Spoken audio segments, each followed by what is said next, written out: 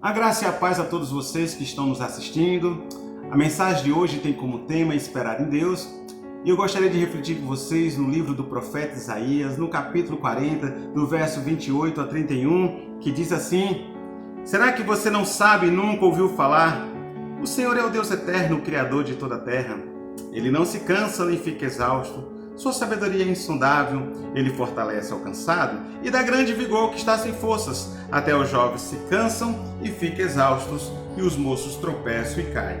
Mas aqueles que esperam no Senhor renovam suas forças, voam bem alto como águias, correm e não ficam exaustos, andam e não se cansam. Antes de vivermos este momento de pandemia e consequente isolamento, a vida da maioria era uma vida de muita correria. Muitos jovens numa árdua rotina de estudos, buscando se preparar para o Enem, para os vestibulares diversos, alguns até mesmo tentando entrar no mercado de trabalho, muitos chefes de família correndo muito para manter sua casa, trabalhando muito, alguns até mesmo em 3 turnos, outros fazendo cursos, treinamentos, investindo na carreira para ter uma vida mais promissora. E todo esse ativismo ele gera cansaço, que gera reclamações. Porque uma vez que estamos nesse ativismo desenfreado, estamos afastados da família, estamos afastados do lazer e tudo isso cobra um preço. De repente, nos vimos no isolamento, estamos mais próximos da família, estamos mais em casa, mas também isso gerou reclamações. Uma vez que não estamos naquele ativismo, estamos deixando de produzir, e se não produzimos, não estamos ganhando. Então a nossa reclamação está ligada diretamente à economia. E tudo isso limita o viver. Isso impede o viver. E nem estamos falando daqueles casos de doenças e de morte, e sim daqueles que estão passando dificuldades financeiras. Muitas são famílias que estão obrigadas a viver de um auxílio do governo, auxílio de uma entidade, auxílio de uma pessoa generosa. Tudo isso tem dificultado o viver. No mundo em que vivemos, para poder ter alguma coisa, você precisa produzir. E se não produz, não pode ter. Só existe um mundo, no qual não haverá necessidade de que se faça coisa alguma. E viveremos uma vida em abundância. E esse mundo não é aqui, esse mundo é no céu. Ao que parece, as duas situações, aquela de pleno ativismo e essa de pouco ativismo, as duas situações nos levam para o mesmo lugar, que é o lugar de dependência de Deus. Antes, quando estávamos na correria da vida, orávamos a Deus, clamávamos a Deus para que Ele nos abençoasse, para que pudesse abrir as portas, quem sabe fecharmos bons negócios, quem sabe sermos promovidos no local de trabalho, quem sabe encontrarmos um novo emprego. E agora, nesse momento que estamos vivendo, continuamos a clamar a Deus, clamando a Deus para que Ele nos abençoe, que não nos deixe perecer em meio a tudo isso. Por conta dessa situação, muitos têm vivido um confronto interno. Isso porque é fácil confiar no Deus das vacas gordas. No período das vacas gordas, temos leite de sobra, carne em abundância e é fácil louvar o nome de Deus. Mas esquecemos que Deus também é o Deus das vacas magras. No período das vacas magras, o leite falta. A carne não é farta e muitos não conseguem louvar a Deus e vem os conflitos internos, vem aquela voz que diz: cadê o teu Deus? E a nossa fé é questionada, a nossa crença na provisão de Deus. Então vem o texto base de Isaías, no capítulo 40, do verso 28 a 30, que diz: será que você não sabe? Nunca ouviu falar? O Senhor é o Deus eterno, o Criador de toda a terra. Ele não se cansa nem fica exausto. Sua sabedoria é insondável. Ele fortalece ao cansado e dá grande vigor ao que está sem forças. Até os jovens se cansam e ficam exaustos, e os moços tropeçam e caem. O profeta começa esses versos com algumas perguntas. Será que você não sabe? Será que você nunca ouviu falar? Você não tem conhecimento que Deus é eterno? Que Deus é o Criador de toda a terra? O profeta está dizendo que Deus não se cansa, que Deus não fica exausto. Não existe nada nesta terra, neste mundo, no universo que possa cansar a Deus. Não existe nenhuma ação, nenhum trabalho que deixe Deus exausto. E o profeta também fala que Deus tem todo o conhecimento. Deus tem conhecimento suficiente para resolver toda a minha vida e para resolver a sua vida. contrário a Deus, nós, os homens, nós cansamos. Deus não se cansa, mas o homem cansa. Tanto que é o próprio Deus quem reconhece isso no texto, quando ele diz que até os jovens se cansam e ficam exaustos, e os moços tropeçam e caem. Então Deus é aquele Deus que fortalece ao cansado e dá grande vigor ao que está sem forças. Versículo 31. Mas aqueles que esperam no Senhor renovam as suas forças, voam bem alto como águias, correm e não ficam exaustos, andam e não se cansam. O verso inicia falando sobre aqueles que esperam no Senhor. E toda espera está condicionada à temporalidade. Aquele que espera, ele é obrigado a se sujeitar à ação do tempo. E a depender daquilo que você está esperando, a sua espera será regada em noites sem dormir, em lágrimas, em dor. Porque é preciso entender o que acontece no tempo de espera.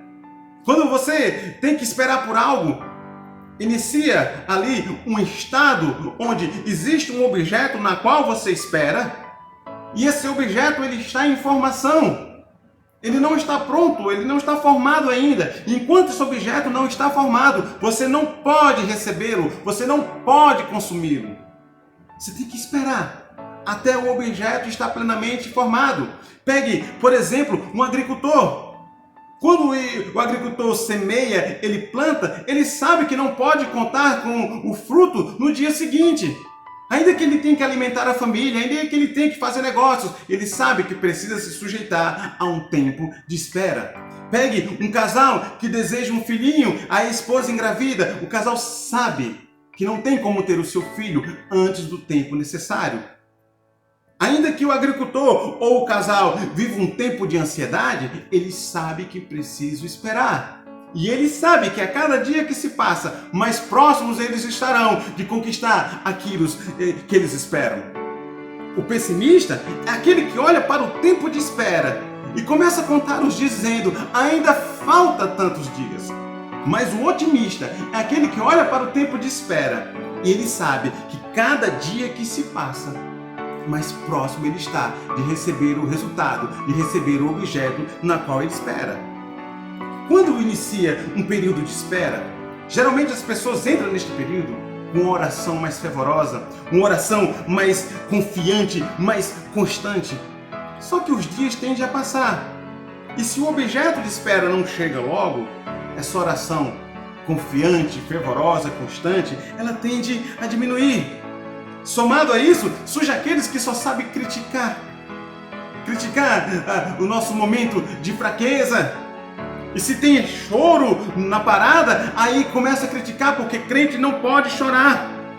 Parece que aquele que chora é porque não confia em Deus, é porque não tem fé. É fato que existe aquele que é murmurador. É fato que existe aquele que reclama quando ele está vivendo uma situação que não tem por que reclamar. Tem pessoas que estão numa situação muito confortável e mesmo assim murmura, reclama. E reclamar dentro de um contexto que você tem tudo é uma injustiça. Aliás, é um pecado. Porque a pessoa não está sendo grata a Deus por aquilo que tem. Mas se você está vivendo um período de dor, você tem que dizer onde é que está doendo.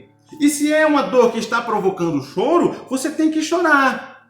Porque a pessoa que disse que chorar é coisa de pessoa que não tem fé, ela tirou isso de uma Bíblia que não é a Bíblia que foi dada por Deus. Porque o choro faz parte da condição humana. Desde que passamos a existir neste mundo maculado pelo pecado, desde que a humanidade foi obrigada a viver fora do Éden, que o choro faz parte da existência humana. Se uma pessoa tem motivo de se alegrar, então que ela se alegre, que ela não cometa o pecado de ficar triste. Mas se ela tem motivo para chorar, ela deve chorar. Uma pessoa que está sofrendo, que está passando por uma dor, e ela insiste em ficar alegre e rindo à toa, ela pode até querer chamar isso de fé, mas isso não é fé. Isso é perturbação mental. Porque uma vez que nos convertemos, não deixamos de ser humanos. E Deus sabe disso. E Deus não espera dos seus que estejam a sofrer, que estejam sentindo uma dor e fique rindo à toa. A diferença é que o nosso choro é um choro na qual nos faz olhar para Deus. Nós choramos diante de Deus, lançando para Deus, sobre Deus, as nossas lágrimas. Diferente daquele que não tem Deus, que chora e não tem para quem chorar. Essa é a diferença, mas você tem que chorar. Aquele que está adentrando num período de espera, ele precisa entender que o tempo ele é fundamental para que possamos receber então o resultado da nossa espera. Mas é preciso entender que não é esperar por esperar. Não é um negócio que você vai esperar e acreditar que o tempo vai se encarregar de resolver todas as coisas. Você vai esperar em Deus e saber que é Deus que vai se encarregar de providenciar todas as coisas. Você vai esperar confiando em Deus. Você vai confiar esperando na ação, ainda que seja uma ação invisível da parte de Deus. Você vai esperar glorificando a Deus. E entenda, o texto fala sobre esperar em Deus. Não é esperar de qualquer forma, é em Deus. E quem espera em Deus, espera em oração. Quem espera em Deus, espera estudando a palavra. Quem espera em Deus, espera tendo comunhão com as pessoas. Nesse período de isolamento, o que você tem feito? Você tem orado? Você tem estudado a palavra de Deus em casa, no seu lar? Você tem buscado ter comunhão com pessoas, ainda que estejam em isolamento, mas usando, sei lá, os mecanismos que você tem à sua disposição? Antes, nós reclamávamos do pouco tempo por causa do ativismo. Então não tínhamos muito tempo para oração, não tínhamos muito tempo para estudar a palavra, não tínhamos muito tempo para estar em comunhão com as pessoas. E agora? Qual é a desculpa que estamos utilizando? Quando olhamos para esse texto, ele é um texto de muitas lições. E é um texto que nos permite entender o momento no qual estamos atravessando. É um tempo de esperar em Deus. E a espera, ela nos obriga a reconhecer quão frágil nós somos, quão dependente nós somos de Deus. Muitas pessoas, antes do período de isolamento, confiavam na sua força, confiavam no seu braço, confiavam na sua inteligência, confiavam no seu currículo, confiavam nos amigos influentes. E agora que estão no período de isolamento, não pode contar com nada disso. A minha oração, o meu desejo é que tais pessoas, elas voltem os seus olhos para Deus, para confiar totalmente em Deus. Uma outra coisa que podemos perceber através do texto para o momento de espera, que é possível você que serve a Cristo, que tem a sua força em Cristo, ter a sua força enfraquecida.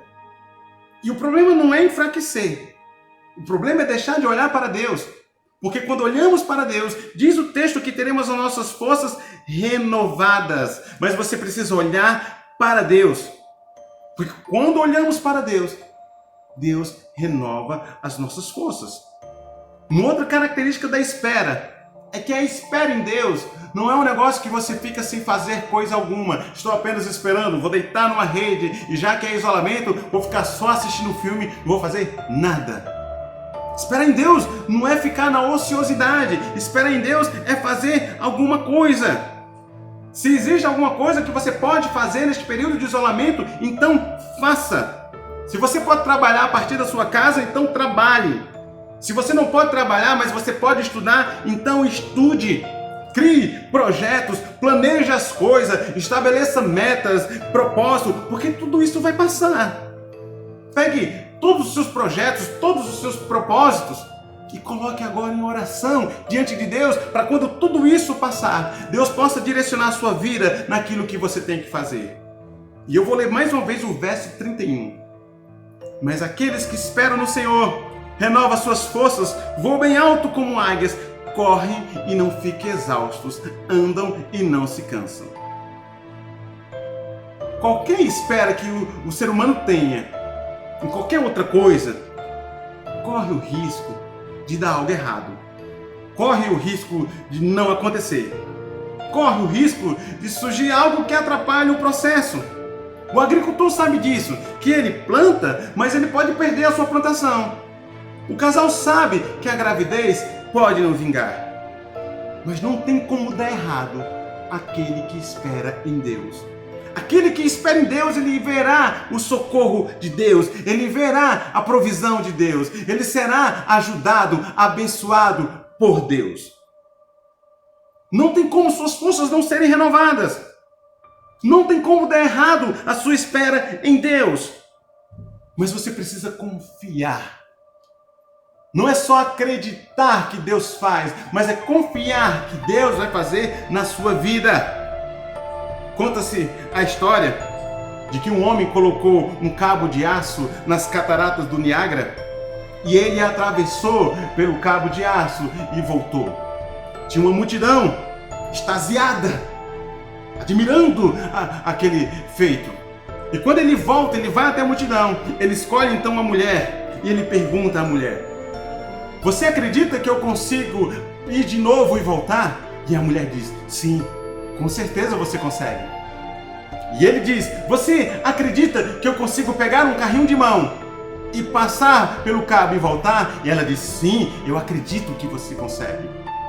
E ele diz mais uma vez: e você acredita que eu consigo passar por este cabo de aço com um carrinho de mão, com uma pessoa dentro e ir e voltar? Ela diz: sim, eu acredito que você consegue.